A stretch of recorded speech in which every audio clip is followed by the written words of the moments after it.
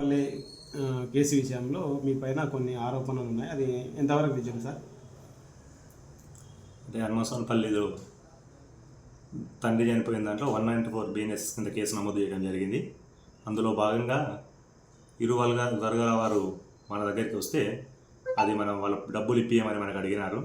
అయితే మా పని కాదు, అది చట్ట ప్రకారం ఏది ఉంటే అది చేస్తామని చెప్తే వాళ్ళు డబ్బులు ఇప్పియలేమనే అక్కస్తోటి కొంతమంది రాజకీయంగా దాన్ని వాడుకోవాలనే ఉద్దేశంతో అసలు అందులో ఆ వీడియోలో మాట్లాడిన వ్యక్తి అసలు పోలీస్ స్టేషన్కే నిన్న రాలేడు. మన దగ్గర వీడియోస్ కూడా వీడియో కెమెరాస్ ఉన్నాయి, కెమెరాస్లో కూడా చూసుకోవచ్చు. ఆ లేని వ్యక్తిని కొంతమంది ఆయనకు మభ్యపెట్టి ఆయనతోటి తప్పుడు ఆరోపణలు చేయించడం జరిగింది. ఈ తప్పుడు ఆరోపణలు చేసిన వాళ్ళపైన కూడా చట్ట ప్రకారం చర్య తీసుకోబడుతుంది.